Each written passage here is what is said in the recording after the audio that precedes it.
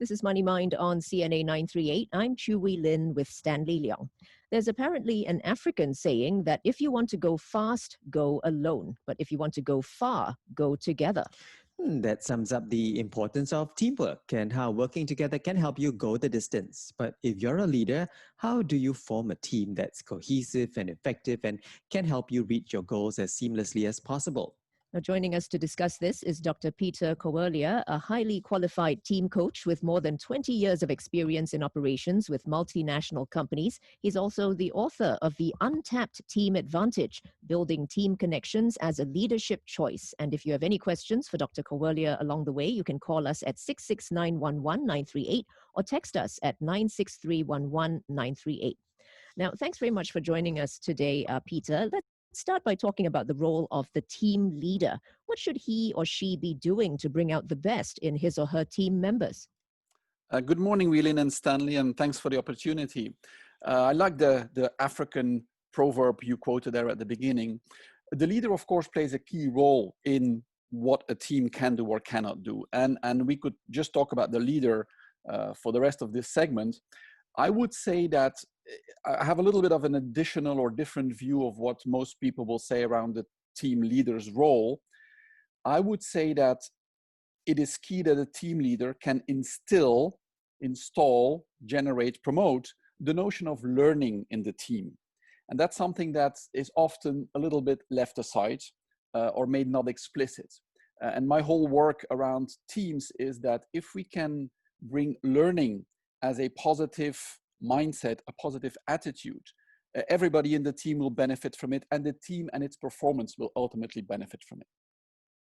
Right. And talking about leadership as well, should the team leader be leading from the front, as we oftentimes would think of leadership as a leader in the front, or a team leader should be the one leading from the back? Well, I would say it depends. I'm not gonna vouch for one or the other. I think there are situations that call for different reactions. I would say more importantly than is the leader in the front or leader in the back is what about these other people?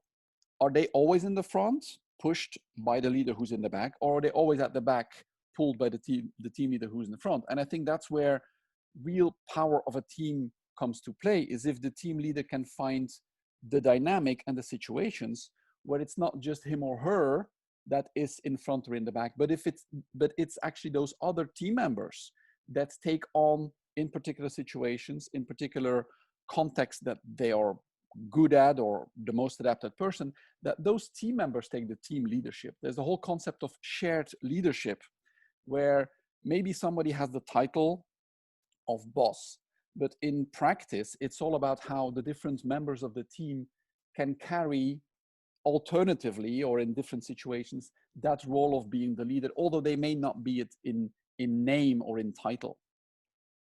So it sounds like, people need to have initiative rather than just look at one person to show them the way. Tell us, what are some other key mistakes that leaders tend to make when they form teams?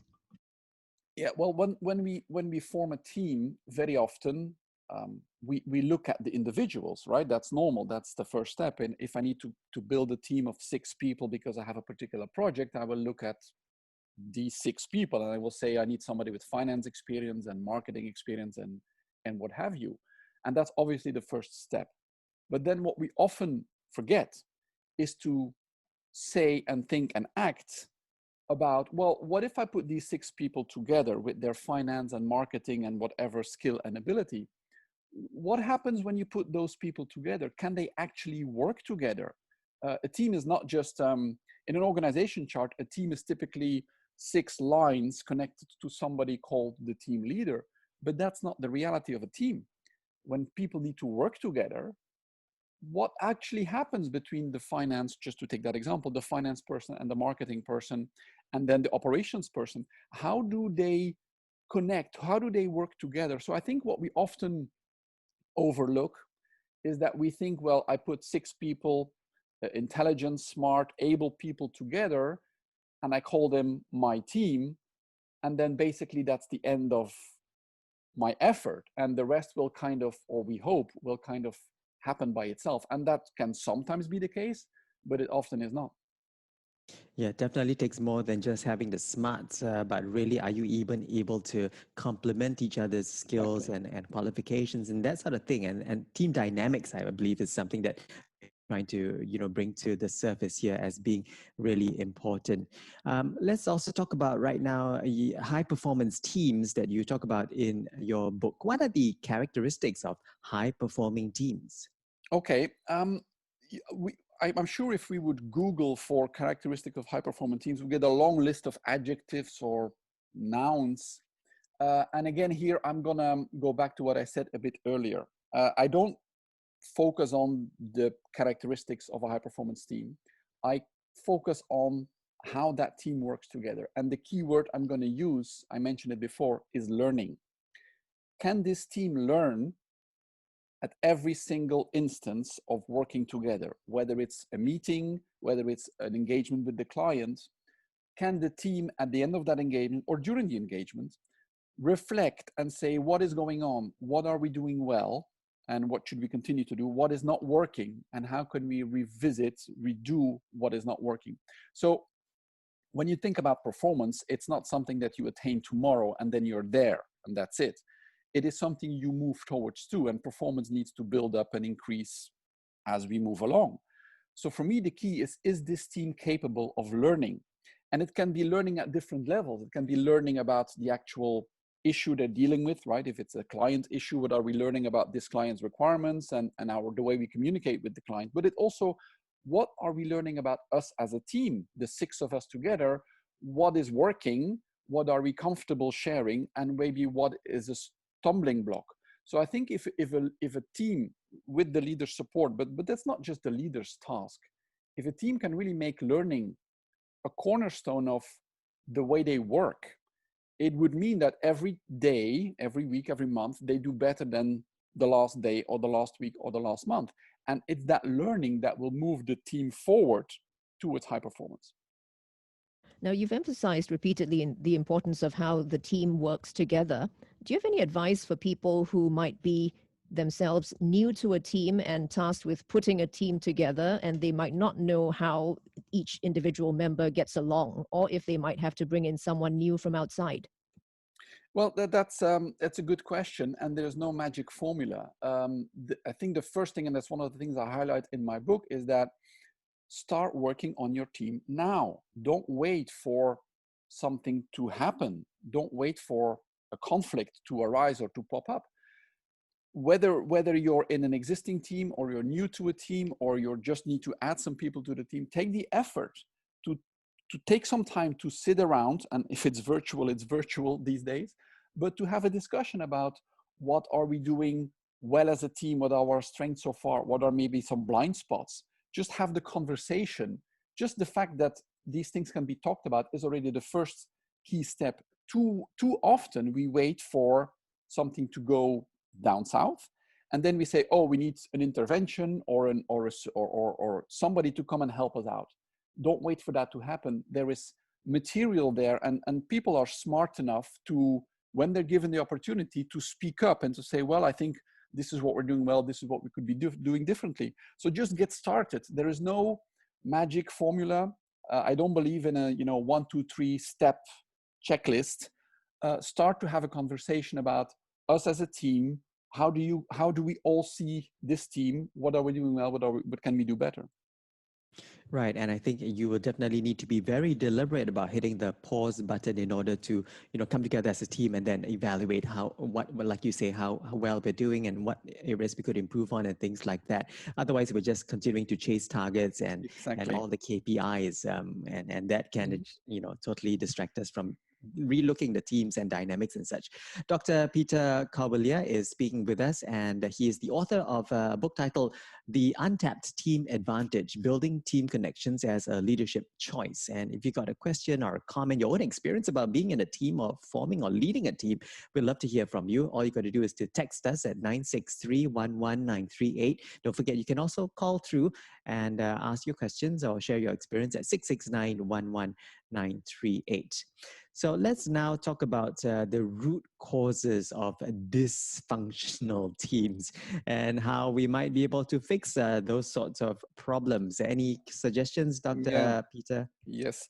Yeah, that's a terrible word, right? Dysfunctional teams, but that's often what we hear people say. You know, when you ask people, by the way, before I address the question, when we ask people about their experience with teams, more often than not, we get stories, anecdotes about things that didn't go very well. It is actually quite rare for somebody to say, "Oh, I had a great team, and here's how it went." So the thing with dysfunctional teams, there can be, typically we say there are two types of reasons, causes that cause dysfunction in a team. The one is process related, the other is personalities related. So process related is basically, you know, I need to do a certain task and somebody else needs to do a certain task, and those tasks are not aligned, or it's not clear for me what the other person is doing, and vice versa.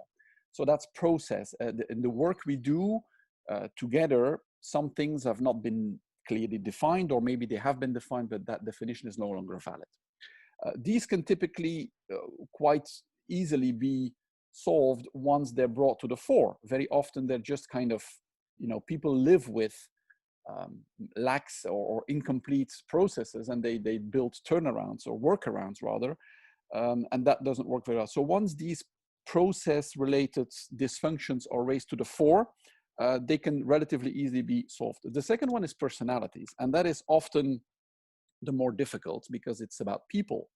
It's about people themselves, not just the abstract process.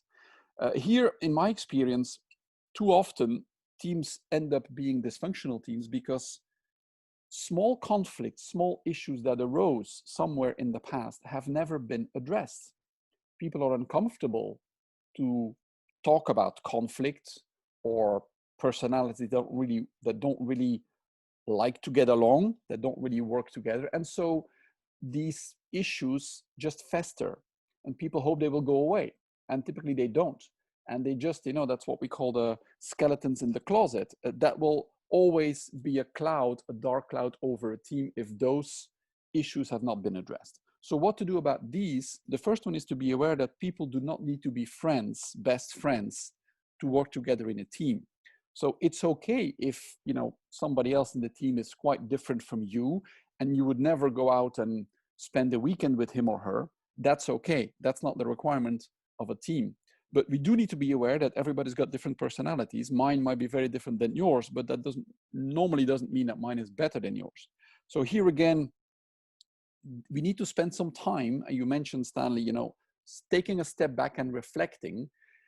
There are several tools to talk about these things. It's easier to use a tool than to just say, hey, Stanley, I think you're like this or you're like that. So there's some tools that make these conversations a little bit more safe and a little bit more structures. But again, they need to be addressed. And if they are not addressed, and sometimes people hesitate because it's where we don't want to make people uncomfortable, but unfortunately, the conflict or the dysfunction will not disappear by itself. So we either say we try to bite the bullet and see, can we have a session? Can we have a discussion? Can we have a team activity to try to work through that? Because if we don't do that, we will probably be stuck with this dysfunction forever. Right, and it's nothing personal, it's all professional. There you go. Right. Peter, I wish we had more time. We have about less than a minute left. So very quickly, with many people working from home, what can be done to ensure that teams remain cohesive and engaged? That is definitely the challenge of this year, right? We always said when we talked about geographically dispersed teams or virtual teams, back in, you know, up until a year ago, that was kind of a side note. But these days, everybody is dispersed and virtual. So going back to when we work with a team face to face, we have what we call social time, right? It's a chat. It's good morning. What did you do yet this weekend? It's talking about whatever, the kids, the school, other issues over a coffee or a glass or a tea. We need to find a way, even in the virtual environment, to maintain that. And one thing I really would like to emphasize, although we talk a lot about teams here, a team is still made up of individuals. And so when a team in virtual times wants to remain a high performing team, it's important also to take care of the pairs of people or the groups of three within that team. So do not only do team meetings, they are important and they are probably what needs to be done, but also deliberately set up discussions with one other person or two other persons to build up that, maybe it's the cement, it's the holding elements of the team. If all the discussion is just the team as a whole, I think we're going to miss the personal interactions that typically happen between individuals. All right. Thank you very much for your insights. That was Dr. Peter Coerlier, author of The Untapped Team Advantage, Building Team Connections as a Leadership Choice. You can check out the book at candidcreation.com.